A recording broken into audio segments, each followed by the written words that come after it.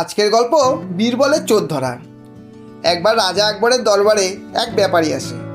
ব্যাপারী রাজা আকবরকে বলল যে তার বড় গুদামে কাল রাতে চুরি হয়ে গিয়েছে, আর সেই চোরটা তার সমস্ত দামি ও মূল্যবান জিনিসপত্র চুরি করে নিয়ে চলে গেছে। আর তার দৃঢ় বিশ্বাস এই চোরটি তার 10 জন চাকরের মধ্যে যে কেউ একজন হবে, কিন্তু সে কিছুতেই বুঝতে পারছে না এই 10 জনের মধ্যে আসল চোর কে।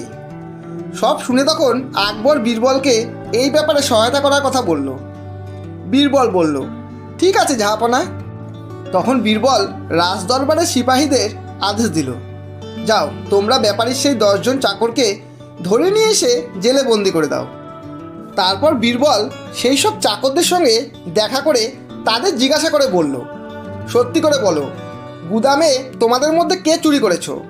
তখন সকল চাকর বীরবলকে এটাই বলল যে চুরি যাওয়ার ব্যাপারে তারা কিছুই জানে না।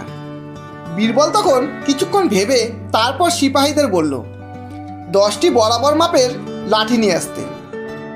তারপর বীরবল 10টি চাকরের হাতে একটি করে লাঠি ধরিয়ে দিয়ে বলল, তোমাদের মধ্যে আসল চোর যে হবে তার লাঠিটি কাল সকালের মধ্যে 3 ইঞ্চি বড় হয়ে যাবে। আর বীরবল এটা বলেই তখন সেখান থেকে চলে গেল। পরের দিন সকালে সে ব্যাপারীকে সঙ্গে নিয়ে আবার সেই চাকরদের কাছে যায় আর সকলের হাতে লাঠিগুলো ধ্যান দিয়ে দেখতে থাকে। তখন বীরবল লক্ষ্য করে সেই 10 জন চাকরের মধ্যে একজনের লাঠি 3 ইঞ্চি ছোট ছিল। এটা দেখে তখন বীরবল বলল, এই হলো আসল চোর। তখন ব্যাপারী বীরবলকে জিজ্ঞাসা করলো, তুমি কি করে জানলে যে এই 10 জনের মধ্যে এই হলো আসল চোর? তখন বীরবল বলল, এ তো খুব সহজ সমাধান। চোর ধরা পড়ে যাওয়ার ভয়ে তার লাঠিটি 3 ইঞ্চি বড় হয়ে যাওয়ার আগের দিন রাতেই 3 ইঞ্চি ছোট করে কেটে রেখেছিল।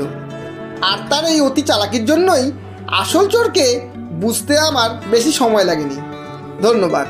গল্পটি যদি ভালো লাগে একটা লাইক অবশ্যই দেবেন এবং বন্ধু ও প্রিয়জনদের শেয়ার করে চ্যানেলটি সাবস্ক্রাইব করে পাশে থাকবেন।